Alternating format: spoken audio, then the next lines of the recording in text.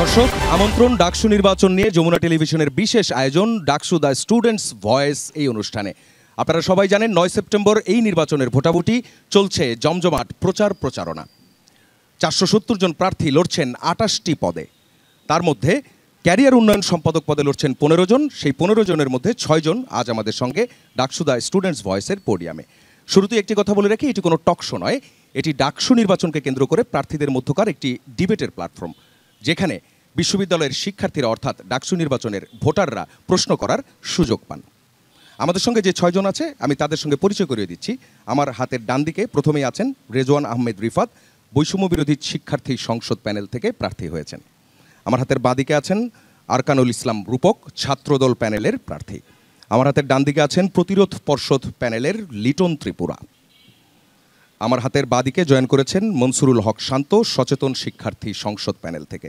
হাতের ডান দিকে সর্বপ্রথমে আছেন ডাকসু ফর চেঞ্জের প্রার্থী রজব সালার খান শাওন। হাতের বাঁয়ে আছেন নিশি আক্তার, স্বতন্ত্র হয়ে নির্বাচন করছেন। আপনাদের 6 জনকেই স্বাগত। প্রথমেই আমি যেতে চাই রেজওয়ান আহমেদ রিফাতের কাছে। আপনাদের সবার কাছে এই প্রশ্নটা কমন, প্রত্যেকেই 2 মিনিট করে সময় পাবেন এই উত্তর দেওয়ার জন্য। প্রশ্নটা হচ্ছে, আপনি নির্বাচিত হলে প্রায়োরিটি দিয়ে কোন কাজটা করবেন এবং আপনি কেন মনে করেন এই কাজটা স্টুডেন্টদের জন্য ইম্পর্ট্যান্ট এবং আপনি এর যোগ্য? ধন্যবাদ। আমি রেজওয়ান আহমেদ রিফাত, আমি ঢাকা বিশ্ববিদ্যালয়ের আইন বিভাগের ছাত্র। সম্প্রতি আমার অনার্স কমপ্লিট করেছি। আমার ইশতেহার বা আমি যেই জিনিসটাকে প্রায়োরিটি দিতে চাই, এটা আমি 3টা ভাগে ভাগ করেছি। কারণ আমি ঢাকা বিশ্ববিদ্যালয়ে আসার পরে ক্যারিয়ার কি হয়, আমি আইন বিভাগের ছাত্র, আমি জানতাম শুধু জাজ হতে পারি বা অ্যাডভোকেট, এর বাইরে কি কোনো অপরচুনিটি আছে কি না এই তথ্যটাই আমার কাছে ছিল না। এবং আমি আমার বন্ধুবান্ধবদের মধ্যে এবং অন্যান্য ডিপার্টমেন্টের মধ্যে একই প্রবণতাটা দেখেছি।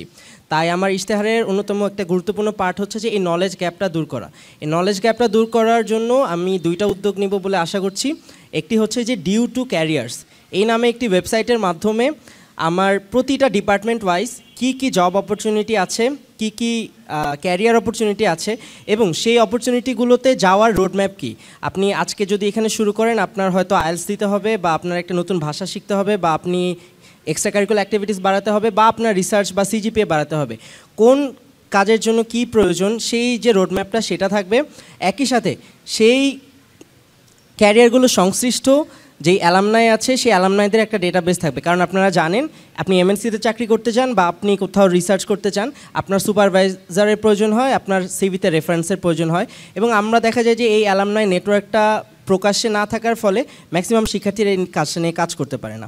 আমি বিশ্বাস করি যে এই নলেজ গ্যাপটা আমরা যখন দূর করতে পারবো, তখন আমাদের শিক্ষার্থীরা মেধাবী, তাদেরকে যদি এই নলেজটা শুধুমাত্র দিয়ে দেওয়া যায়, আমার মতে অনেকেই সেলফ গাইডেডলি তাদের নিজস্ব ক্যারিয়ার নিয়ে ফার্স্ট ইয়ার থেকে তারা সিদ্ধান্তগুলো নিতে পারবে।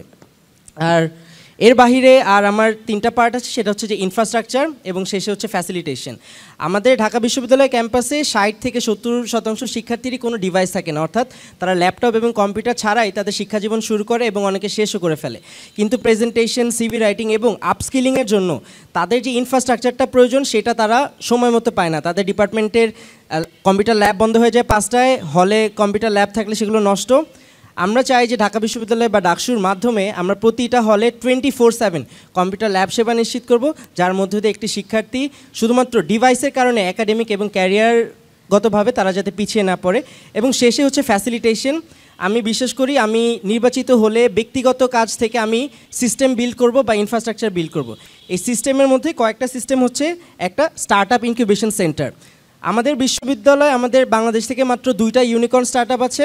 আমি চাই যে বাংলাদেশের নেক্সট ইউনিকর্ন স্টার্টআপগুলো ঢাকা বিশ্ববিদ্যালয় থেকে হয় এবং সেটার জন্য আমরা কোওয়ার্কিং স্পেস, ভিসি ফান্ডিং এবং মেন্টারশিপ প্রোগ্রামের ব্যবস্থা করব বলে আশা করছি।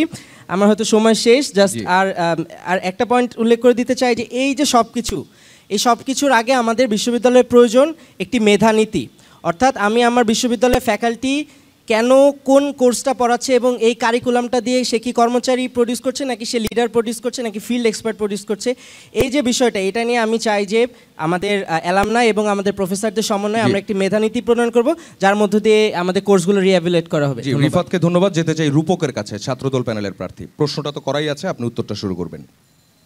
আচ্ছা, আসসালামু আলাইকুম। আমার নাম মোহাম্মদ আরকানুল ইসলাম রূপক। আমি ফাইন্যান্স 18-19 সেশনের এবং আমি বিজয় কাতর হলের একজন আবাসিক শিক্ষার্থী। মোটা দাগে আমি আমার ইশতেহারটা অ্যারেঞ্জ করার আগে আমি প্রতিটা অনুষদ, ক্যাম্পাস কেন্দ্রের প্রতিটা অনুষদ আমি ভিজিট করেছি। ভিজিট করার পর প্রতিটা অনুষদের যে আলাদা আলাদা সমস্যা সেগুলো আমি ফাইন্ড আউট করেছি, এবং ফাইন্ড আউট করার পর সেই অনুষদের সমস্যাগুলো সমাধানকল্পে কী কী করা দরকার বা কী কী করা যায় সেগুলো নিয়ে আমি মেইনলি আমার ইশতেহারটা গুছিয়ে আনছি। আমার ইশতেহারগুলো মেইনলি আমি 3টা ভাগে ভাগ করছি, স্বল্পমেয়াদী, মধ্যমেয়াদী এবং দীর্ঘমেয়াদী। আমি এখন দীর্ঘমেয়াদী যেগুলো আমার প্ল্যান আমি সেগুলো শেয়ার করব।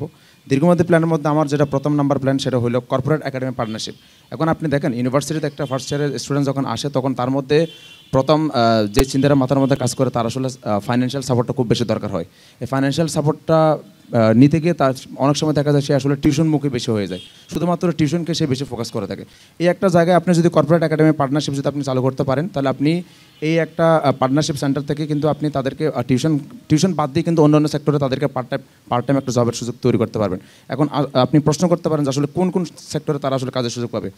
কর্পোরেট একাডেমি পার্টনারশিপের অধীনে তারা কিন্তু চাইলে ফিল্ড রিসার্চ সার্ভে, যেগুলো বিভিন্ন কর্পোরেট সেক্টরে কিন্তু এই জিনিসটা খুব বেশি হাইলাইটের অবস্থায় আছে এবং তাদের কিন্তু সার্ভে করার জন্য স্টুডেন্ট দরকার হয়।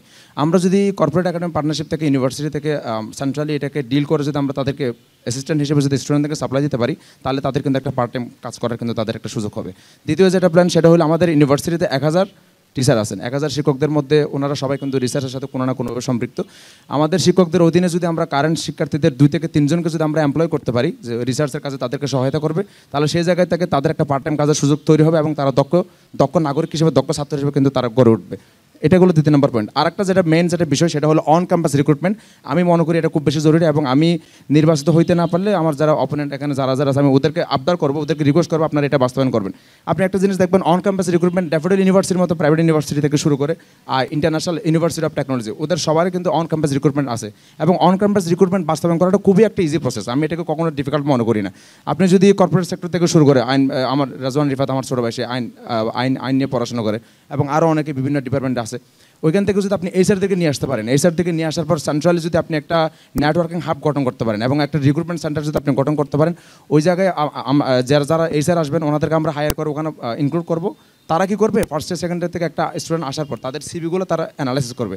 সিভিগুলো অ্যানালাইসিস করার পর জব শেষ করতে হবে। আচ্ছা, যেই জায়গায় আসলে জব ভ্যাকেন্সিগুলো আছে স্কিল ম্যাচ করার মতো স্টুডেন্টদের সিভিগুলো তারা সেই জায়গায় ফরওয়ার্ড করবে। তাহলে কিন্তু দেখবেন একটা নির্দিষ্ট লেভেলের স্টুডেন্ট কিন্তু তারা কিন্তু একটা সেক্টরে কিন্তু পদায়িত হওয়ার সুযোগ কিন্তু পাবে। জি, রূপককে ধন্যবাদ। যেতে চাই লিটন ত্রিপুরার কাছে, প্রতিরোধ পর্ষদের প্রার্থী। হ্যালো। জি, শুনতে পাচ্ছেন। সবাইকে শুভেচ্ছা। আমি লিটন ত্রিপুরা, পড়ছি অর্থনীতি বিভাগ 21-22 সেশন। আর আমি প্রতিযোগী হিসেবে বলবো, আমি প্রতিদ্বন্দ্বিতা বলবো না, প্রত্যেকের প্রার্থীর আমি হলো প্রতিযোগী। সো কম্পিটিশনে আসলে প্রতিযোগী হিসেবে আমি কি করতে পারবো, কেন আমাকে সাধারণ শিক্ষার্থীরা ভোট দেবে, এটা আমি একটু বলতে চাই। আমার প্রথমত হলো যে স্ট্রাগল, আমি যে জায়গা থেকে উঠে আসি এবং বিশ্ববিদ্যালয়ের প্রত্যেকটি শিক্ষার্থী আসলে কি ফেস করতেছে এবং চ্যালেঞ্জ করতেছে তাদের হয়ে আমি হলো প্রতিনিধিত্ব করতে চাই। আমি একটা ব্যাকগ্রাউন্ড বলি, আমি হলো সেই গ্রাম, এখানে প্রার্থীর মধ্যে মনে হয় আমার গ্রামে এখানে বিদ্যুৎ নেই, আমার এখানে কেন উন্নত কোনো রাস্তা নেই। তো সেখান থেকে এসে আমি ঢাকা বিশ্ববিদ্যালয় ডাকসুতে প্রতিযোগী হিসেবে আপনাদের সাথে আমি প্রতিযোগিতা করতে যাচ্ছি, এটা আমার বড় জয় মনে করি। সেজন্য আমি আসলে স্ট্রাগল, যারা হলো ঢাকা বিশ্ববিদ্যালয়ে পড়াশোনা করতেছে প্রত্যেককে বিভিন্ন শ্রেণী থেকে আসা, বিভিন্ন ব্যাকগ্রাউন্ড থেকে আসা, আমি তাদের সঙ্গে হলো কাজ করতে চাই। তো সেই কাজ হিসেবে আমার একটু ক্লিয়ার কিছু আমার প্ল্যান রয়েছে, যে প্ল্যানগুলো আসলে আমাদের প্রত্যেকটা স্টুডেন্ট হিসেবে আমাদের কেরিয়ার ডেভেলপ করার জন্য এটা প্রয়োজন আমি মনে করি। সেই ক্ষেত্রে আমি যেটা বলতে চাই, আমাদের ওয়ান স্টপ সার্ভিস হবে, যেখানের মধ্যে একটা স্টুডেন্টস একটা ক্লিকের মধ্য দিয়ে সে তার প্রয়োজনীয় ডকুমেন্টস, প্রয়োজনীয় যে কোনো কাজ করার জন্য সেগুলো হলো পেতে পারে বিশ্ববিদ্যালয়ের একটা পোর্টাল মাধ্যমে। আমি এখানে সিবি একটা পোর্টাল বা জব পোর্টাল আমি এখানে তৈরি করতে পারি। সেটা হলো যে আপনার এনজিও বলেন, যে কোনো অর্গানাইজেশন, থিঙ্ক ট্যাঙ্ক, তারপর প্রাইভেট সেক্টর, যেগুলো তাদের ম্যাচ অনুযায়ী সিবি তারা ওইখান থেকে হলো কালেক্ট করবে, ম্যাচ অনুযায়ী তারা হলো প্রত্যেকটা শিক্ষার্থীকে তারা দেখে হলো তারা জব মার্কেটের সাথে রিলেট করে দিবে। তারপর আমি হলো কেরিয়ার সাপোর্ট ডেস্ক, যেটা হলো বিশ্ববিদ্যালয়ের শিক্ষার্থী, তারপর অ্যালামনাই, তারপর আপনার হলো যারা হলো প্রফেশনাল, আমরা এটা কাজ করতে পারি যেন প্রত্যেকটা শিক্ষার্থী তাদের কেরিয়ার গাইডলাইন হিসেবে সেটা পেতে পারে, সাপোর্ট হিসেবে। সেটা হতে পারে আপনার যারা আমাদের অ্যালামনাইয়ের মধ্যে সেতু বন্ধন নেই আমাদের শিক্ষার্থীদের মধ্যে, সে সেতু বন্ধন যদি আমরা তৈরি করতে পারি। রিসেন্টলি আমি একটা ভাইয়ের সাথে কথা বললাম, উনি হলো আমাদের অ্যালামনাই। তারা মনে করে যখন ক্লাবের কোনো আমরা হলো ইভেন্ট করতে চাই তখনই জাস্ট আমরা টাকা খুঁজতে যাই, কিন্তু আমরা অ্যালামনাইতে নিয়ে একটা 1-2 ঘন্টা 3 ঘন্টা একটা সেশন করতে পারলে আমরা অনেক উপকৃত হব। সেই জিনিসটা হলো আমরা করতে পারি, আর এবং অবশ্যই আমি করব। তার মধ্যে হলো আমি হলো আমার ইশতেহারে যেটা দিছি অবশ্যই আমার সাধ্যের মধ্যে এবং ইনস্টিটিউশনাল লিমিটেশনের মধ্যে যে কাজগুলো করতে পারবো। আমি অ্যাকশনে বিশ্বাস করি, আমি প্রমিসে না।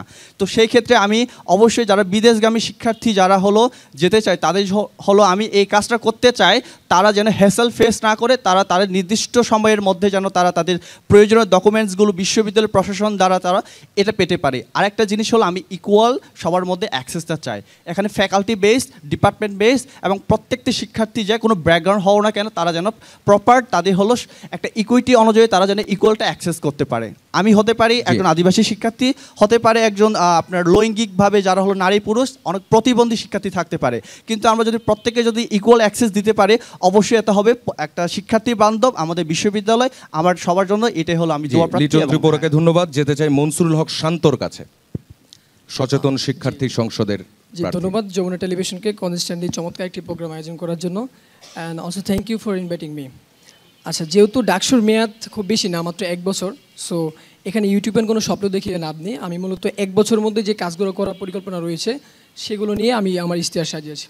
ফার্স্ট অফ অল আমি এটা একটা কথা বলতে চাই যে আমাদের ইউনিভার্সিটিতে একজন স্টুডেন্ট চান্স পাওয়ার পরে তার কাছে অনেকগুলো উইন্ডো অফ অপরচুনিটি থাকে তার কেরিয়ারকে গোছানোর জন্য। যেমন সে চাইলে বিসিএস কিংবা সরকারি ফিল্ডে যেতে পারে, চাইলে কর্পোরেট ফিল্ডে নিজে কেরিয়ার করতে পারে, চাইলে সে বিদেশে উচ্চশিক্ষার জন্য যেতে পারে, কিংবা সে চাইলে এন্টারপ্রেনার হতে পারে। এখন প্রত্যেকটা সেক্টরে সে যখন তার নিজের কেরিয়ারকে গোছাতে চায়, এখানে ডেডিকেটেড কিছু সফট এবং হার্ড স্কিল, থিওরিটিক্যাল এবং প্র্যাকটিক্যাল আলাদা আলাদা প্রয়োজন পড়ে। বাট আনফর্চুনেটলি আমাদের ইউনিভার্সিটি থিওরিটিক্যাল পুরোপুরি আইডিয়াটা দিতে পারলেও প্র্যাকটিক্যাল আইডিয়া কিংবা প্র্যাকটিক্যাল এক্সপোজার দেওয়ার ক্ষেত্রে ব্যর্থ না বললেও খুব একটা যে সফল সেটা বলা যায় না। আমি নিজেও একজন প্রফেশনাল প্রফেশনাল লেভেলের স্টুডেন্ট এবং Google certified data analyst. So আমার ফার্স্ট ইয়ার থেকে কেরিয়ারে বিভিন্ন ডোমেইন এক্সপ্লোর করার মাধ্যমে আমার যেই নলেজটা এবং যে অভিজ্ঞতাটা হয়েছে সেই আলোকে আমি আমার ইশতেহারটা সাজিয়েছি। ফার্স্ট অফ অল আমি যদি নির্বাচিত হই যে কাজগুলো করার ইচ্ছে আছে, সেটা হলো প্রথমেই আমি প্রথম বর্ষ থেকে শুরু করে সমস্ত স্টুডেন্টদেরকে নিয়ে একটি আর্লি কেরিয়ার গাইডলাইন প্রোভাইড করতে চাই। অর্থাৎ একজন স্টুডেন্ট সে তার ফার্স্ট ইয়ার থেকেই অনার্স মাস্টার শেষ করার পরে কোথায় সে তার নিজের কেরিয়ারটা গুছাতে চায় এটা যেন একটা প্রপার অ্যাপ্রোপ্রিয়েট ক্লিয়ার একটা ধারণা পেতে পারে, সেজন্য বিভিন্ন ফিল্ডের এক্সপার্টদের সমন্বয়ে একটা নলেজ শেয়ার সেশনের ব্যবস্থা করব। সেকেন্ড, দেখেন আমাদের ঢাকা বিশ্ববিদ্যালয় কিন্তু দেশ সেরা বিশ্ববিদ্যালয়। এখানে আমরা শুধুমাত্র যে অন্যান্য দেশের অন্যান্য প্রাইভেট কিংবা পাবলিক বিশ্ববিদ্যালয়ের সাথে কম্পিট করছি এরকম না, আমরা বিভিন্ন ইন্টারন্যাশনাল বিশ্ববিদ্যালয়ের সাথে কম্পিট করতে হচ্ছে।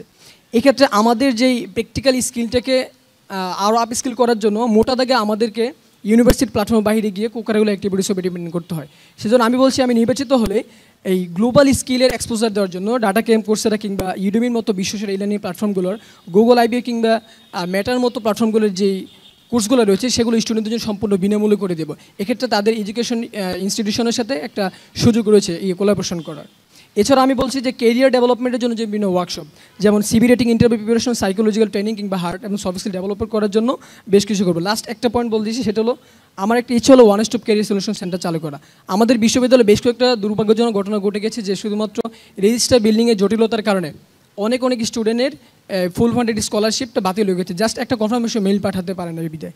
এই জন্য আমি চেষ্টা করবো যেন ওয়ান স্টপ ক্যারিয়ার সলিউশন সেন্টারের মাধ্যমে বিদেশে উচ্চশিক্ষা, দেশের জব প্লেসমেন্ট কিংবা ইন্টার্নশিপ পাওয়ার জন্য অ্যালামনাই নেটওয়ার্ককে যেন প্রপারলি ইউজ করতে পারে, সেজন্য একটা ইউনিফাইড অ্যালামনাই নেটওয়ার্ক ডাটাবেস এবং ওয়েবসাইট লঞ্চ করা, যেখান থেকে প্রয়োজনীয় সিনিয়রদের ইনফরমেশনটা স্টুডেন্ট খুঁজে পেতে পারে। জি, শান্তকে ধন্যবাদ। যাব রজব সালার খান শাওনের কাছে, ডাকসু ফর চেঞ্জের প্রার্থী। ধন্যবাদ। আমি ডাকসু ফর চেঞ্জ প্যানেল থেকে প্রতিদ্বন্দ্বিতা করছি। এখানে আমরা যারা আছি সবাই কিন্তু আমরা সহযোদ্ধা, কেউ প্রতিদ্বন্দ্বী মানে প্রতিযোগী নয়। তো আমি আপনাদেরকে যেটা বলবো আমি কি করব তার থেকে বড় কথা আমি বিগত 3 বছর ক্যাম্পাসে কি করেছি। তো আমি ইতিমধ্যে আমি একজন এন্টারপ্রেনার। আমি ক্যাম্পাসে 2টা প্রতিষ্ঠান আমার রয়েছে, একটা মেরিডিয়ান ফ্যাশন হাউস আর ডিউ বাইক হাট। মেরিডিয়ান ফ্যাশন হাউস একটা ক্লথিং ব্র্যান্ড, আর ডিউ বাইক হাটের মধ্যে আমাদের ক্যাম্পাসের স্টুডেন্টরা বাইক চালানো শিখতে পারে। তারপর এখানে এই প্রতিষ্ঠানে আমার অলরেডি 5 জন ঢাকা বিশ্ববিদ্যালয়ের স্টুডেন্ট কাজ করছে, যারা এখান থেকে একটা পার্ট টাইম জবের মাধ্যমে আয়ের উৎস খুঁজে পাচ্ছে। তো সে জায়গা থেকে আমরা মেয়েদের সাইকেল চালানো শেখাচ্ছি এবং মেয়ে ট্রেনার নিয়োগ করে, যারা ক্যাম্পাসেরই আমাদের বোন, এবং বাইক কেনা বেচার ক্ষেত্রেও আমাদের সাথে কাজ করছে আমাদের ক্যাম্পাসেরই ভাইরা, যারা এখান থেকে একটা আয়ের উৎস খুঁজে পাচ্ছে। এবং মেরিডিয়ান ফ্যাশন হাউস যেটা ক্লথিং ব্র্যান্ড, ওটাতেও 5 জন আমাদের ক্যাম্পাসের বাইরে কাজ করছি। ইতিমধ্যে আমি স্টুডেন্ট বান্ধব কাজ করছি, যারা ইতিমধ্যেই আয়ের উৎস খুঁজে পাচ্ছে এই আমার প্ল্যাটফর্মটা থেকে। তো ব্যাপারটা যে আমরা যখন ক্যাম্পাসে আসি, একটা ফার্স্ট ইয়ারের ছেলে ম্যাক্সিমাম এখানে 70% থেকে 60% যদি আপনি দেখেন গ্রাম থেকে আসি বা মফস্বল এরিয়া থেকে আসি, যারা যার পরিবার তাকে ক্যাম্পাসে আনা পর্যন্ত অনেক পরিশ্রম হয়ে গেছে, এখন আর তার ওই বাবা বা ওই মায়ের পক্ষে সম্ভব না ওই ছেলেকে মানে ফাইন্যান্সিয়ালি ব্যাকআপটা দেওয়া। তো গ্রামে একটা কথা রয়েছে যে তোমার ছেলে ঢাকা বিশ্ববিদ্যালয়ে চান্স পেয়েছে বা অমুক বিশ্ববিদ্যালয়ে চান্স পেয়েছে, এখন তো তোমার ছেলে নিজের ইনকাম নিজেই করতে পারবে, কিন্তু বাস্তবতাটা খুবই করুন। তো সেই জায়গা থেকে শুধুমাত্র টিউশনমুখী আমরা থাকি। তো দেখা গেছে যে আমরা যখনই এখানে চান্স পাই 6 থেকে 7,000 ভাই বোন এখানে চান্স পাই, কিন্তু আসলে 600 স্টুডেন্টেরও টিউশন ম্যানেজ করা সম্ভব হয় না। তো সেই জায়গা থেকে টিউশনমুখী না হয়ে টিউশনের পাশাপাশি অন্য চিন্তা আমাদের করতে হবে।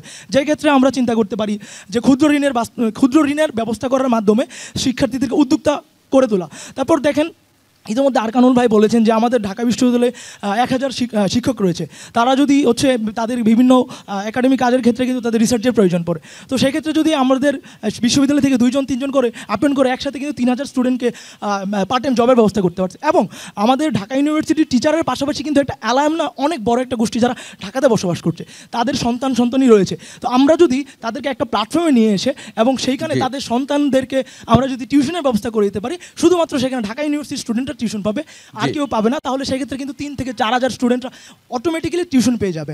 তারপর আমাদের আরেকটু বিষয় আমি বলতে চাই যে আমাদের রেজিস্ট্রার বিল্ডিং, সেই রেজিস্ট্রার বিল্ডিংয়ে আমরা এটা অটোমেটিক সিস্টেম করতে পারছি না, এখনও 19 শতাব্দী 20% মতো আমাদের যাওয়া আসা প্রয়োজন পড়ে। তো আমরা যদি এটা অটোমেটিক সিস্টেম করি, এবং আরেকটা বিষয় অ্যাড্রেস করতে চাই, যে বিষয়টা হচ্ছে আমাদের রেজিস্ট্রার বিল্ডিংয়ে কারা জব পায় হচ্ছে কোনো শিক্ষক অথবা যারা এখানে রয়েছে কর্তৃত্বস্থানীয়, তাদের হচ্ছে কোনো তো সেই জায়গা থেকে হচ্ছে আমরা চাই যে আমাদের স্টুডেন্টরা সেখানে হচ্ছে জবের। শাওনকে ধন্যবাদ। নিশি আক্তার, স্বতন্ত্র প্রার্থী। আসসালামু আলাইকুম, আদাব প্রিয় ঢাকা বিশ্ববিদ্যালয়ের ভাই ও বোনেরা। আমরা অবগত আছি যে ঢাকা বিশ্ববিদ্যালয় শুধু একটা প্রতিষ্ঠান না, এটি হচ্ছে জ্ঞান চর্চার একটি আতুর ঘর। আমি বলবো যে এখানে প্রত্যেকটি শিক্ষার্থী এক একটা স্বপ্ন, এক একটি শক্তি, এক একটি হচ্ছে সম্ভাবনা। তো সেই জায়গা থেকে আমি বলতে চাই যে এখানে আমরা যারা আছি মোটামুটি শিক্ষার্থীদের সাথে কথা বলে এবং আমরা আমাদের এডুকেশনাল জার্নিতে যে প্রবলেমগুলো ফেস করেছি ওভাবে করেই কিন্তু আমাদের ইশতেহারগুলো হচ্ছে দেওয়া। এখন অনেকেই কমন পড়ে গেছে আসলে। এখন সেই জায়গা থেকে আমি শাওন ভাই লাস্টে বলছিলেন আর কি, আপনি হয়তো সেটা মিস করে গিয়েছেন, আমি একটু ডিটেইলে বলতে চাই যে ঢাকা বিশ্ববিদ্যালয়ে আমাদের বেশ কিছু জব আছে, 9 গ্রেড থেকে শুরু করে আপনার হচ্ছে 12 গ্রেড পর্যন্ত। এই জবগুলো আসলে কারা পাচ্ছে, ইভেন এই সার্কুলারগুলো কখন হচ্ছে আমরা সেটাও জানি না। এই জবগুলো পাচ্ছে হচ্ছে যারা ধরেন হচ্ছে টিচারদের হচ্ছে যারা রিলেটিভস বা হচ্ছে কোনো লিঙ্ক লবিংয়ের মাধ্যমে বা বংশানুক্রমে এটা হয়ে আসছে। হ্যাঁ, এখন আমি এই জায়গাটাতে হচ্ছে একটু ফোর্স করতে চাই যে ঢাকা বিশ্ববিদ্যালয়ের এত মেধাবী শিক্ষার্থীরা স্টিল বেকার। আমরা দেখতে পাচ্ছি যে যারা হচ্ছে বিভিন্ন ভালো ভালো ডিপার্টমেন্ট থেকে বের হয়ে হচ্ছে স্টিল বেকার। তো সেই জায়গা থেকে আমি এইটুকু এনশিওর করতে চাই, আমি যেহেতু এইখানে আসলে গত বছর আমি এসেই আসলে ডাকসু পেয়েছিলাম 19 সালে, 1 বছরে আসলে খুব বেশি কাজ করা সম্ভব না, আমি এটা দেখেছি। তো সেই জায়গা থেকে আমি বলবো যে আমি এই স্পেসিফিক জায়গায় আমি এটা একদম স্পষ্ট করে বলতে চাই, সেটা যদি হচ্ছে আপনার বিশ্ববিদ্যালয়ের অথরিটির সাথে যদি সেটা লড়াই করে হয়, আমি সেই জায়গাটা এনশিওর করবো যে ঢাকা বিশ্ববিদ্যালয়ের যে ফার্স্ট ক্লাস জবগুলি আছে সেগুলো আমাদের বিশ্ববিদ্যালয়ের ভাইরাই পাবে। কারণ আপনি দেখেন ডিগ্রি কলেজ থেকে পড়ে আসা তারা হচ্ছে ঢাকা বিশ্ববিদ্যালয়ের মতো একটা গুরুত্বপূর্ণ একটা জায়গায় তারা হচ্ছে চাকরি করছে। যেমন ধরেন টিএসসির সহকারী পরিচালক, আমাদের হচ্ছে শারীরিক শিক্ষা সহকারী পরিচালক, তারপর ধরেন হচ্ছে আমাদের হচ্ছে রেজিস্ট্রার বিল্ডিংয়ে যারা হচ্ছে অ্যাকাউন্টেন্ট, সেকশন অফিসার, এরা হচ্ছে আপনার ধরেন হচ্ছে এগুলো হচ্ছে মানে যাদের কোনো স্ট্রং ব্যাকগ্রাউন্ড নেই, ডিগ্রি কলেজ থেকে পড়ে আসছে, তাহলে এর কনসিকুয়েন্সেস আমরা দেখতে পাচ্ছি। এজন্যই আমরা প্রতিদিন আমাদের শুনতে হয় লাঞ্চের পর আসেন। তো সেই জায়গাটা আমি বলতে চাই যে আমাদের মোটামুটি সবগুলো ইশতেহার আসলে কমন, কিন্তু আমি এই একটা জায়গায় হচ্ছে ফোর্স করতে চাই, আমি এইখানে স্পষ্ট করে বলতে চাই ঢাকা বিশ্ববিদ্যালয় হচ্ছে আমাদের ঘর, এই ঘরের চাকরিগুলো আমাদেরই প্রাপ্য। আমি এই জায়গায় হচ্ছে বিশ্ববিদ্যালয়ের অথরিটির সাথে সেটা লড়াই করে হলেও আমি এনশিওর করব, সেটা আমি বলেছি। অ্যান্ড আরেকটা জায়গা হচ্ছে আমি কেন যোগ্য মনে করছি এই পদের জন্য, আমি পপুলেশন সায়েন্সের ডিপার্টমেন্টের স্টুডেন্ট। তো সেই জায়গা থেকে আমি কোর একটা রিসার্চ ব্যাকগ্রাউন্ড থেকে উঠে আসা। আমি পার্সোনালি হচ্ছে আমি কিছু ন্যাশনাল ইন্টারন্যাশনাল কিছু প্রজেক্ট রান করিয়েছি এবং আমি ইনফর্মালি হচ্ছে ইংলিশ শিখিয়ে থাকি। আর আমি ফিল্ড লেভেলে হচ্ছে ফিল্ড কোঅর্ডিনেটর হিসেবে রিসার্চ আরএ হিসেবে আমি বেশ কয়েক জায়গায় কাজ করার সুযোগ পেয়েছি। সেখানে কাজ করতে গিয়ে মনে হয়েছে যে আমাদের শুধু থিওরি পড়িয়ে বের করে দেওয়া হচ্ছে। বা ইন্টার্নশিপের জায়গাটা যদি বলি, আমরা কেন মানুষের দুয়ারে দুয়ারে গিয়ে ইন্টার্নের জন্য হচ্ছে ভিক্ষা করবো যে আমাদেরকে ইন্টার্ন দাও, আমরা একটা প্রমিনেন্ট বিশ্ববিদ্যালয়ে পড়ি, আমাদের ইমপ্লিমেন্টেশনটা কোথায়? তো আমি চাই একাডেমিকের পাশাপাশি আসলে ডাকসু চলে যাবে 1 বছর পরে, কিন্তু আমি চাই আমাদের এরকম একটা ইনস্টিটিউশন করা হোক যে যে যার ইচ্ছা মতো চয়েস করে হচ্ছে আমাদের হচ্ছে স্কিলগুলো শিখবে, যে যে জবে যাবে বাট দুই একটা স্কিল শিখে যাবে, সেটা হতে পারে কোনো একটা ল্যাঙ্গুয়েজ বা হতে পারে কোনো একটা কম্পিউটার রিলেটেড কোনো একটা কোর্স। এখন আমি এটাই বলতে চাই যে আমি যেহেতু নিজে আমার একাডেমিকের পাশাপাশি একটা জবের একটা জার্নি ছিল, সেই জায়গা থেকে আমার পার্সোনাল এক্সপিরিয়েন্স থেকে মনে হয়েছে যে আমাদের স্কিল করা হয় না। সেজন্য আপনি এই পদে নিজেকে যোগ্য মনে করছেন? যে আমি যোগ্য মনে করছি, কারণ আমি এইগুলোর ভিতর দিয়ে গিয়েছি যে আমাদের স্কিলগুলো। আপনাকে ধন্যবাদ। দর্শক, আমরা 6 জন প্রার্থীর ইশতেহারগুলো শুনলাম, এবার আমরা একজন ভোটারের প্রশ্ন নিতে চাই। আপনার বিশ্ববিদ্যালয়ের পরিচয় দিয়ে প্রশ্নটা করবেন। আসসালামু আলাইকুম, আমি রাফিন জাহান মিম, লেদার ইঞ্জিনিয়ারিং ডিপার্টমেন্ট 2021-22 সেশন। আমার কোশ্চেনটা হচ্ছে নিশি আপুর কাছে। আপু, আপনি তো অনেক কিছুই বললেন, তো গ্রাম থেকে আসা শিক্ষার্থী, নারী শিক্ষার্থী, তারপর প্রতিবন্ধী শিক্ষার্থী যারা আছে, তাদের জন্য আপনার কি বিশেষ কোনো পরিকল্পনা আছে, নাকি সবার ক্ষেত্রে একই শর্ত প্রযোজ্য? আপনাকে ধন্যবাদ। নিশি উত্তরটা দিবেন। জি জি, ধন্যবাদ আপু আপনার প্রশ্নের জন্য। আমি প্রথমেই বলতে চাই যে আমি একটা প্রার্থী, তো আমি অবশ্যই হচ্ছে ছেলে মেয়ে উভয়কে নিয়ে কাজ করব। এখানে আমি প্রথমত হচ্ছে সমতাটা নিশ্চিত করতে চাই। অ্যান্ড সেকেন্ডলি যে জায়গাটা বলতে চাই যে যারা হচ্ছে নারীরা তো আমরা অনেক পিছিয়ে, আমাদের নিয়ে আসলে অনেক কথা বলা হয়, বাট ওই ইমপ্লিমেন্টেশনের জায়গাটা আসলে নেই। তো সেই জায়গা থেকে নারীদের প্রতি আমার হচ্ছে যে জায়গাটা থাকবে, আমাদের এলামনাই নিয়ে অনেকে অনেক ধরনের কথা বলেছে। নারী এলামনাই যারা আছেন, যারা উদ্যোক্তা আছেন, বা হচ্ছে আমাদের হচ্ছে যারা সিনিয়র হচ্ছে, বা নারী যারা সিনিয়র, যারা বিভিন্ন জায়গায় হচ্ছে দেশকে উজ্জ্বল করতেছে তাদের ক্যারিয়ারের মাধ্যমে, আমি তাদের সাথে সরাসরি একটা বিল্ড আপ করিয়ে দিতে চাই। এখানে আমি মিডিয়াম হিসেবে কাজ করতে চাই, যে যারা নারী শিক্ষার্থী আছে, যারা হচ্ছে উদ্যোক্তা হইতে চায়, তাদেরকে হচ্ছে আমি আমার যারা সিনিয়র আছেন, যারা হচ্ছে বা ক্যারিয়ারে হচ্ছে ধরেন উদ্যোক্তা হিসেবে আছেন, সফল উদ্যোক্তা, তাদের সাথে আমি একটা বিল্ড আপ করাই দিতে চাই। এইভাবে করে যারা পিছিয়ে পড়া নারী আছে, আমি তাদেরকে স্পেশালি হচ্ছে সেই সিনিয়রগুলোর সাথে কথা বলাই দিতে চাই যারা হচ্ছে তাদের ক্যারিয়ারে হচ্ছে সফল। অ্যান্ড আরেকটা জায়গা ছিল কি,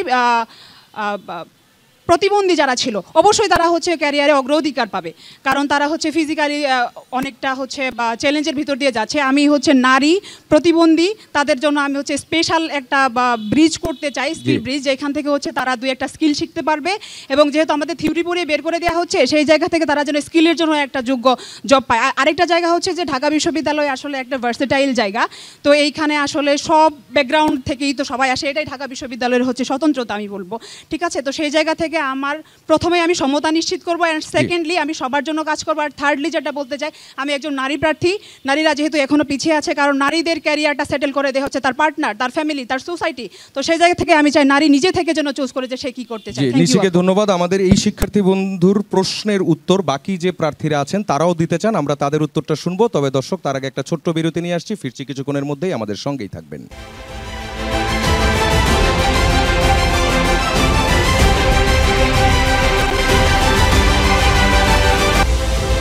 দর্শক, আবারও স্বাগত, ফিরে এলাম ডাকসু দ্য স্টুডেন্টস ভয়েসে। এর আগের পর্বে একজন শিক্ষার্থী বন্ধু প্রশ্ন করেছেন, সেই প্রশ্নের উত্তরে কমন উত্তরটা প্রশ্ন যেটা, সেখানে রিফাত উত্তর দিবেন আগে সংক্ষেপে। ধন্যবাদ। আমি মেয়েদেরকে নিয়ে আমার কোনো বিশেষ দুইটা পরিকল্পনা আছে, সেই বিষয়টা একটু শেয়ার করতে চাই।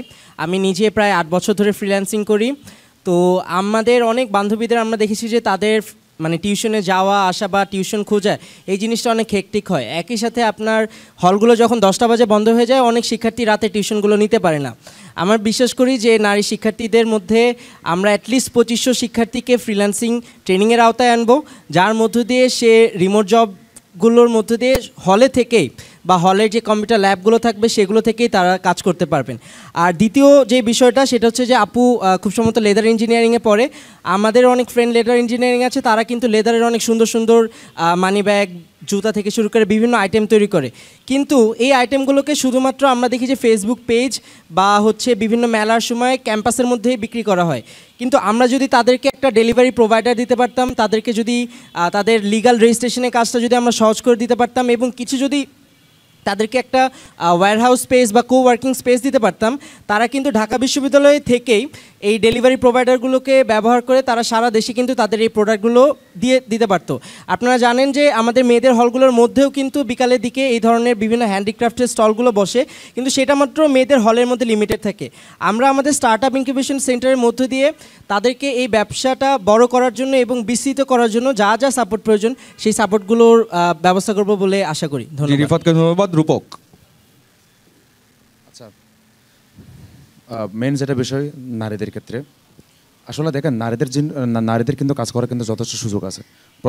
প্রথম যে বিষয় সেটা হলো নারীরা কিন্তু তারা স্ব সেক্টরে কিন্তু যথেষ্ট স্কিল, কিন্তু সেই স্কিলগুলোকে আসলে আপনার ইউনিভার্সিটির পর্যায়ে কিন্তু সবার সামনে কিন্তু হাইলাইট করা হয় না।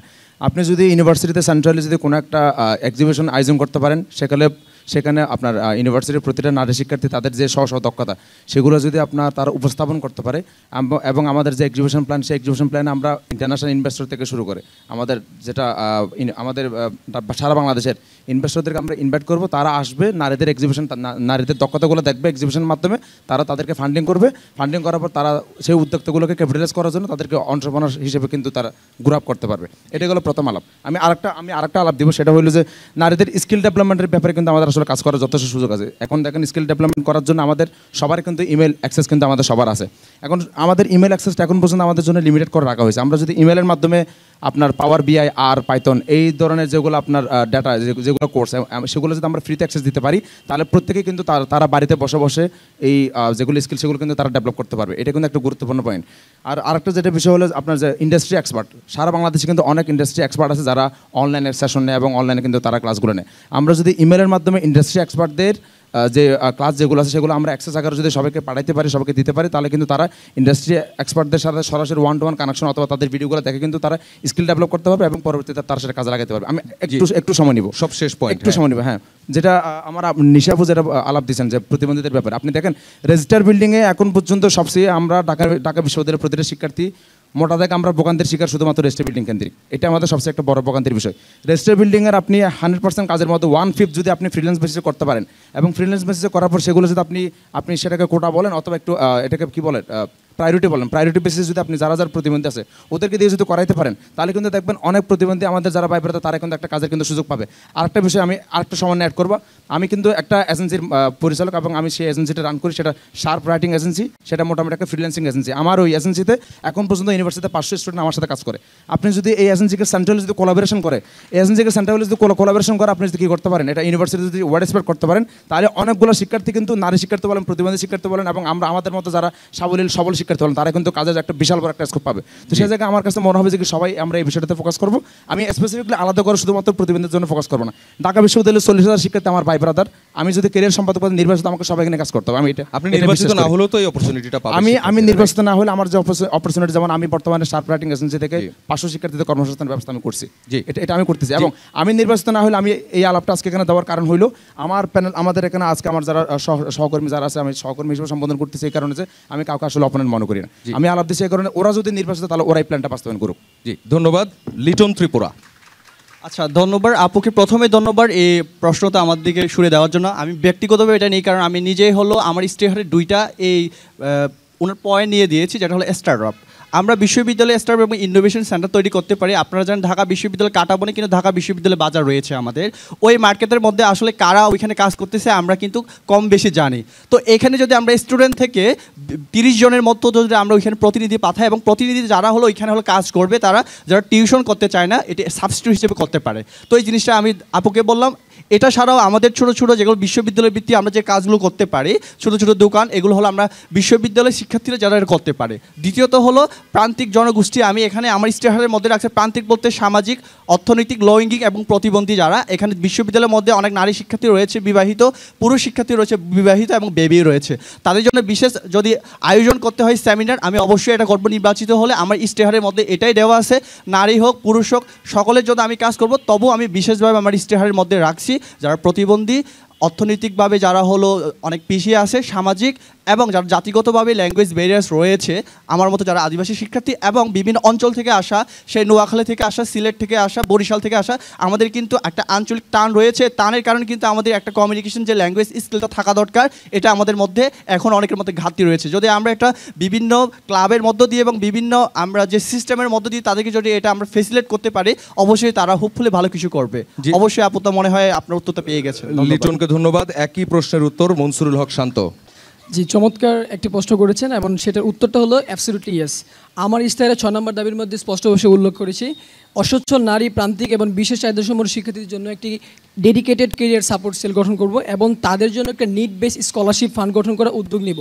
শুধুমাত্র এটা আমার ইশতেহার যে আজকে দিচ্ছি বা দিয়েছি এরকম নয়, বরং আমি আমার বাস্তব লাইফে এটা নিয়ে অলরেডি কাজ করছি।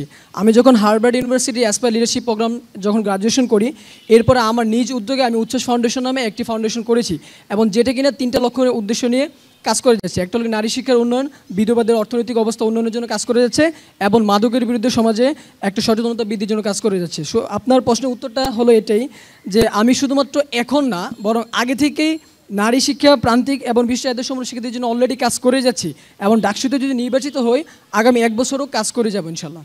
জি, শান্তকে ধন্যবাদ। Shaon, DUCSU for change. আচ্ছা, নারী শিক্ষার্থী এখানে আমি যারা গ্রাম থেকে আসে, আসলে নারী পুরুষ আমরা বিবাদ করার কোনো ইয়া নেই। আপু কোয়েশ্চেন করেছিলেন যে গ্রাম থেকে যারা আসে তারা আসলে কিন্তু অনেকটা পিছিয়ে থাকে এবং ফাইন্যান্সিয়ালি অনেক প্রবলেম থাকে। তো যারা আসলে ফাইন্যান্সিয়ালি অনেক প্রবলেম থাকে তারা একটা কিছু মানে উদ্যোগ নিতে চাইলে কিন্তু ওই জায়গাটাতে সব থেকে বেশি ব্যত্যয় ঘটে। তো সেই জায়গা থেকে আমি মনে করি যে যারা গ্রাম থেকে আসে বা যারা মফস্বল এরিয়া থেকে আসে, আমরা যারাই এখান থেকে আমরা নির্বাচিত হই না কেন, তাদেরকে অ্যালামনি এবং আমাদের ঢাকা ইউনিভার্সিটির শিক্ষক যারা রয়েছে সবাইকে একত্রিত একটা প্ল্যাটফর্মে ক্ষুদ্র ঋণের ব্যবস্থা করে দেওয়া। ক্ষুদ্র ঋণ যেমন আমি যখন আমার বিজনেসটা শুরু করি তখন 12,500 টাকা নিয়ে আমি আমার বিজনেসটা শুরু করেছিলাম। আজকে মোটামুটি অ্যাজ এ স্টুডেন্ট হিসাবে আমার যতটুকু চলার প্রতো বা একটা প্রতিষ্ঠান দাঁড় করানোর জন্য যতটুকু সক্ষমতা প্রয়োজন আমার কিন্তু সেটা 3 বছর হয়ে গেছে। তো আমরা যদি আবার যদি দেখেন, আমরা যদি একটা স্কলারশিপের প্ল্যাটফর্ম তৈরি করতে পারি, স্পেশালি বিভিন্ন প্রতিষ্ঠান রয়েছে, ব্যাংক বা অন্যান্য কর্পোরেট প্রতিষ্ঠান এবং আমাদের টিচাররা রয়েছে, যারা টিচার বা অ্যালামনি থেকে যারা, তাদেরকে অ্যাকোমোডেট করে একটা জায়গায় নিয়ে এসে একটা প্ল্যাটফর্মে এবং তাদেরকে একটা ফান্ডিং প্রতি মাসে হচ্ছে, তারা যেন আমাদেরকে, যারা আমরা গ্রাম থেকে আসি বা যারা একটু পিছিয়ে আছে অর্থনৈতিকভাবে অক্ষম, তাদেরকে যেন এই ফান্ড থেকে ক্ষুদ্র ঋণ দেয়, তারা উদ্যোক্তা হতে পারে এবং মাসিক ভিত্তিক যেন অ্যাটলিস্ট চলার মতো করে যে টাকাটা প্রয়োজন। এবং আর ক্ষুদ্র ঋণের ব্যবস্থাটা আমি সেজন্য বললাম, যদি আমি কথার কথা আমি যদি এখানে নির্বাচিত হই, ধরেন আমি 30 জনকে ক্ষুদ্র ঋণের ব্যবস্থা করলাম 10,500 টাকা। কারণ আমাদের ক্যাম্পাসে আপনি যদি ঘুরবেন দেখবেন যে 8-10 টাকা ক্যাপিটাল নিয়ে অনেকে বিজনেস করতেছে। তো এখন শুধুমাত্র তাকেই উদ্যোক্তা করে, শুধুমাত্র তার মধ্যে লিমিটেশন, আমি যদি 10,000 টাকা তাকে দিই সে কিন্তু খরচ করে ফেলবে। তাকে এমন একটা অবস্থান তৈরি করতে 10,000 টাকাতে থেকে যেন সে 15,000 টাকাতে কনভার্ট করতে পারে, 15 থেকে 20, 20 থেকে 25, 25 থেকে 1 লাখ। তো আমরা যাকে ক্ষুদ্র ঋণের ব্যবস্থা করব সে কিন্তু 2 মাস 3 মাস পরে সেই 10,000 টাকা আমাকে ব্যাক দিতে পারবে, আমি কিন্তু আরেকটা স্টুডেন্টকে আর সেই 10,000 টাকা আবার দিতে পারবো। আবার এইভাবে কিন্তু একটা সার্কেলিংয়ের মধ্যে একটা সময় দেখা যাবে আমাদের একটা বিশাল বড় কমিউনিটি হবে। আমি কিন্তু ইতিমধ্যে ঢাবিয়ান বিজনেস কমিউনিটির একজন অ্যাডমিন। তো সেই জায়গা থেকে ঢাবিয়ান বিজনেস কমিউনিটি হচ্ছে ঢাকা ইউনিভার্সিটিতে যারা বিজনেস করে, ক্রেতা এবং বিক্রেতা, তাদের একটা প্ল্যাটফর্ম, সেই প্ল্যাটফর্মের উদ্যোক্তা কিন্তু আমি। শাওনকে ধন্যবাদ। আমরা আরেকজন ভোটারের প্রশ্ন নিতে চাই। ইউনিভার্সিটির পরিচয় দিয়ে আপনার প্রশ্নটা করবেন। আসসালামু আলাইকুম, আমার নাম মায়া আশরাফিয়া, 22-23 সেশন, উর্দু বিভাগ। আমার প্রশ্ন হচ্ছে রূপক ভাইয়ার কাছে। আমরা শুনেছি যে আপনি ক্যাম্পাসে অর্থাৎ FBS-এ ক্যারিয়ার বিষয়ে অনেক উন্নয়ন করেছেন। আমার প্রশ্ন হচ্ছে, আপনি কি যদি ছাত্রদল প্যানেল থেকে বিজয়ী হন তাহলেও কি আপনার এই উন্নয়নগুলো অব্যাহত থাকবে কি না? আর আমি যেহেতু কলাভবনের একটা ডিপার্টমেন্ট থেকে প্রশ্ন করছি, আমি জানতে চাই আর্টস ফ্যাকাল্টি সম্পর্কে আপনার ভবিষ্যৎ পরিকল্পনাটা কি? ধন্যবাদ। ধন্যবাদ। আপু কিন্তু একটা সুন্দর একটা প্রশ্ন করছে। আচ্ছা, আমি প্রথমে উত্তরটা আমি দিই।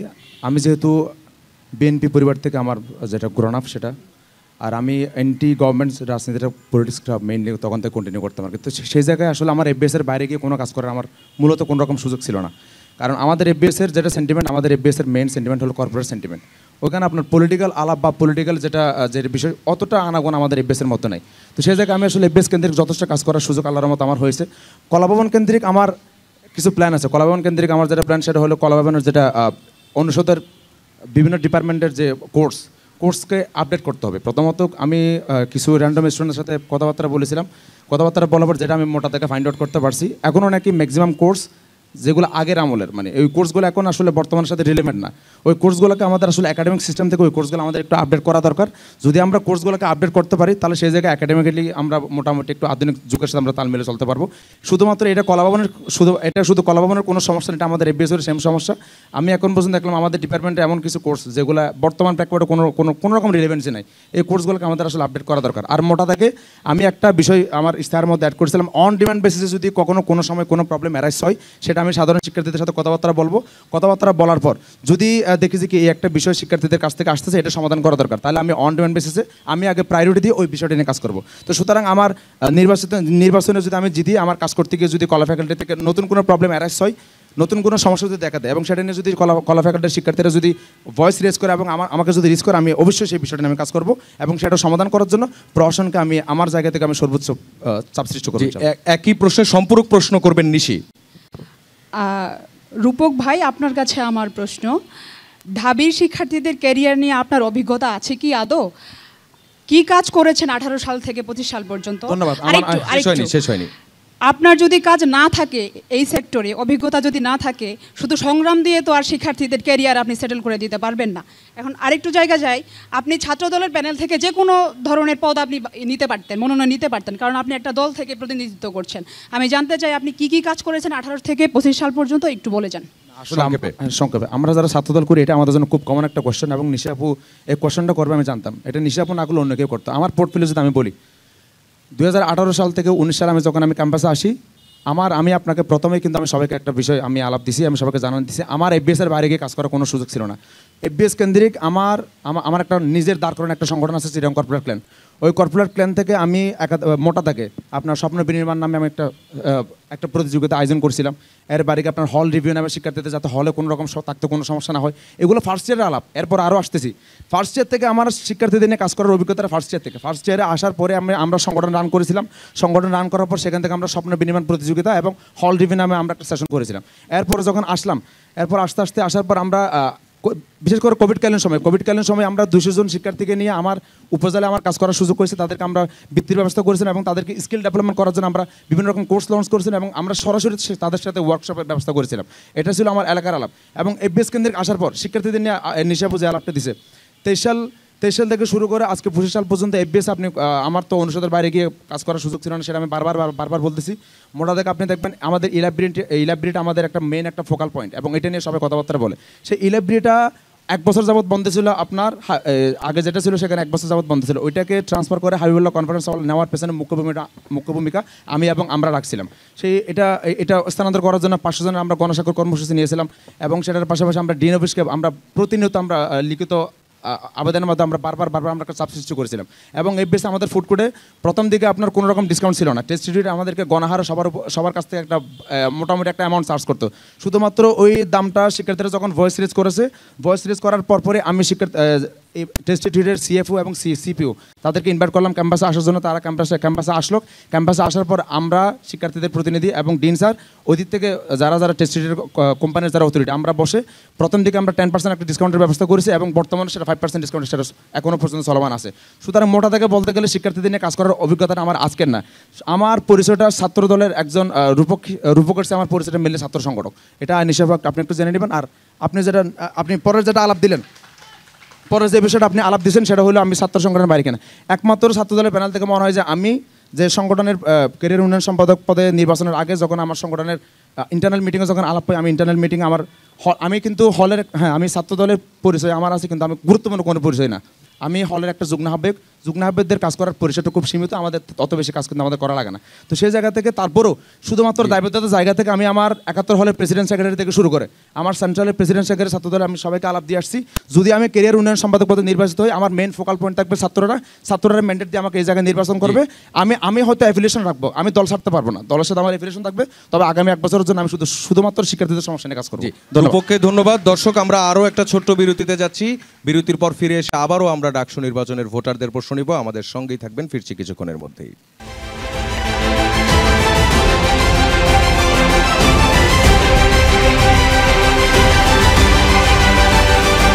দর্শক, আবারও স্বাগত। ফিরে এলাম ডাকসু দ্য স্টুডেন্টস ভয়েসে। এই পর্বের শুরুতেই আমরা আরেকজন ডাকসুর ভোটারের প্রশ্ন নিতে চাই। আপনার বিশ্ববিদ্যালয়ের পরিচয়টা দিয়ে প্রশ্নটা করবেন। আমি Riad, English language department, 24-25 session. আমার প্রশ্ন হচ্ছে নিশি আপুর কাছে। আপু, যারা ইংলিশে দুর্বল বা যাদের টেক স্কিল কম, তাদের জন্য আপনি কি করবেন? এবং যারা ইলাইট স্টুডেন্ট, তারাই কি শুধু আপনার কাছ থেকে সুবিধা নিতে পারবে না সব স্টুডেন্টরা নিবে?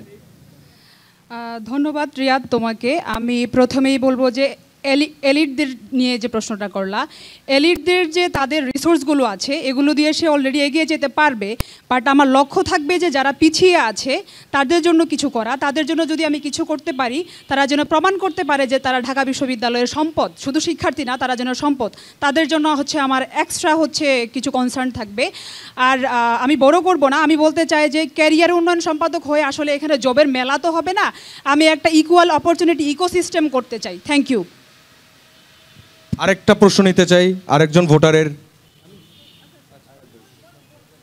আসসালামু আলাইকুম, আমি হাবিবুল্লাহ আমার নাম। আমি পড়াশোনা করেছি ফাইন্যান্স ডিপার্টমেন্ট থেকে, বিবিএ এবং এমবিএ শেষ করেছি। আমার 18-19 সেশন, আমার হল হচ্ছে জিয়া হল এবং একজন ভোটার। আমার কোয়েশ্চেনটা আসলে সবার কাছে, বাট যে কোনো একজন যদি প্রপার অ্যান্সার পায় তাহলে আই উইল বি হ্যাপি।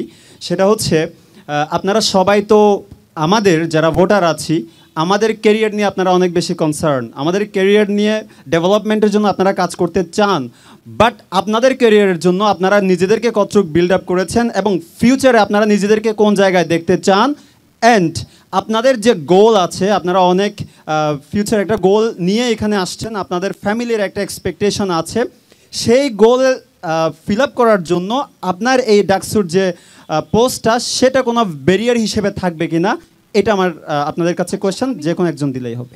আমি আমি আমি আমি দিতে পারবো? আমরা আগে ইয়েরটা শুনি, শান্তর উত্তরটা শুনি আগে। শান্ত, আপনার প্রশ্নের হ্যাঁ হ্যালো, জি ভাই, আপনার প্রশ্নের উত্তরটা হলো নিজের ক্যারিয়ারের বিষয় নিয়ে। আমি যদি বলি, আমি হলাম ফাইন্যান্স ডিপার্টমেন্টের আপনারই জুনিয়র, 2 ব্যাচ জুনিয়র। আমি হলাম ফাইন্যান্স 27 ব্যাচ, অত 20-21 সেশন। আমার বর্তমানে 8 সেমিস্টার 4th ইয়ার চলতেছে। এর মধ্যে আমি নিজের ক্যারিয়ারের বিষয় যদি বলি, আমি একজন সিএ প্রফেশনাল লেভেল অর্থাৎ লেভেল 2 স্টুডেন্ট, এবং আমি একজন Google certified data analyst, part time আপওয়ার্কে ফিনান্স ডাটা হিসেবে কাজ করতেছি। সো এক্ষেত্রে আমার নিজের ক্যারিয়ার নিয়ে আমি আগে নিজে কনসার্ন, এরপর আমি অন্যদেরকে নিয়ে কাজ করব। আর ডাকসুর এই সম্পাদকীয় পদ আমার নিজের ক্যারিয়ারের মধ্যে কোনো কিছু অ্যাড করবো কি না, অবভিয়াসলি অ্যাড করবে, কিন্তু এটা কোনোভাবে ব্যারিয়ার সৃষ্টি করবে না, কারণ আমি আরও মাস্টার্স করবো, আরও সামনে 1 বছর সময় আছে। যদি আমি নির্বাচিত হই, তাহলে আমার পড়াশোনাকালীন সময় অবস্থায় আমি ডাকসুর স্টুডেন্টদেরকে নিয়েও কাজ করতে পারবো। এরকম না যে আমার অনার্স মাস্টার শেষ, এখন আমি শুধুমাত্র নেতা হওয়ার জন্য কিংবা পলিটিক্যাল কেরিয়ার করার জন্য আমি ডাকসুতে দাঁড়িয়েছি, এবং আগামী 1 বছর কোনো কিছু করবো না, নিজের কেরিয়ারে কোনো থোড়াই কেয়ার করে দেন শুধুমাত্র বাকিদের কেরিয়ার নিয়ে করবো, এরকম কোনো প্ল্যান নেই। আমি নিজের কেরিয়ার আগাবো, দেন আমার স্টুডেন্টদের কেরিয়ার, যারা ছাত্র বন্ধু আছে তাদের কেরিয়ার নিয়ে আমি। শান্তর উত্তরটা পেয়েছি, নিশি সংক্ষেপে। আচ্ছা, আমাদের ক্যারিয়ার নিয়ে আসলে আমরা কতটুকু এগিয়েছি। আমি নিজে হচ্ছে পপুলেশন সায়েন্সেস ডিপার্টমেন্টের স্টুডেন্ট। আমার ব্যাকগ্রাউন্ড হচ্ছে একদম কোর রিসার্চ ব্যাকগ্রাউন্ড। তো আমি মোটামুটি বেশ কিছু ইন্টারন্যাশনাল প্রজেক্ট লিড দিয়েছি। তার মধ্যে আমি একটু মেনশন করে বলতে চাই, আমি সেক্স ওয়ার্কার নিয়ে কাজ করেছি, আমি গে নিয়ে কাজ করেছি, লেসবিয়ান নিয়ে কাজ করেছি, সেক্সুয়াল হ্যারাসমেন্ট নিয়ে কাজ করেছি। ইভেন এই সেপ্টেম্বরের ইনটেকে আমার ইউকেতে যাওয়ার কথা ছিল, তো ওটা কোনোভাবে আমি যাইনি, আমি হয়তো আরও পরে যাব। কিন্তু এই যে জার্নিটার জন্য আমি আসলে কেন ডিসিশন নিতে পেরেছি, কারণ আমি ডিপার্টমেন্ট থেকে, যেহেতু আমি ডিপার্টমেন্ট তো আমাকে আলাদা করে স্কিল শিখায়নি, আমি যতটুকু শিখেছি, যতটুকু পার্ট টাইম জব করেছি, ততটুকু আমি নিজের তাগিদে শিখেছি। ইভেন আমি 3rd ইয়ার থেকে একটা এনজিওতে হচ্ছে জব করেছি, ওরা হচ্ছে স্লাম চিলড্রেন নিয়ে কাজ করতো আর কি, তাদের বেসিক নিড নিয়ে এগুলো কাজ করতো। তো আমি এরকম অনেক ক্যাম্পেইন করেছি যেগুলো হচ্ছে বা পিছিয়ে পড়া জনগোষ্ঠীকে প্রতিনিধিত্ব করে। তো সেই জায়গা থেকে আমি ডিসিশন নিয়েছিলাম যে আমি উচ্চশিক্ষার জন্য বাইরে গিয়ে পরে বা পিএইচডি করে আমি দেশে এসে যদি আমি কিছু করতে পারি, তাহলে হয়তো আমি সেই জায়গা থেকে নিজেকে সার্থক মনে করব। ধন্যবাদ। রূপক। আচ্ছা, আমি আসলে কখনো আত্মকেন্দ্রিক চিন্তা কখনো করি নাই। আত্মকেন্দ্রিক চিন্তা করলে হয় কি, আপনি শুধু নিজে পড়াশোনাটা করবেন, নিজের রেজাল্ট ভালো করবেন, মানুষকে নিয়ে আপনি সামগ্রিক চিন্তা ভাবনা করতে পারবেন না। আমার জায়গায় আমি কখনো আত্মকেন্দ্রিক চিন্তা ভাবনা করি না। আমি সবসময় মানুষের ক্যারিয়ার নিয়েও সচেতন ছিলাম, নিজের ক্যারিয়ারটা কীভাবে বিল্ড আপ করা যায় সেটা নিয়ে আমি সবসময় কনসার্ন ছিলাম।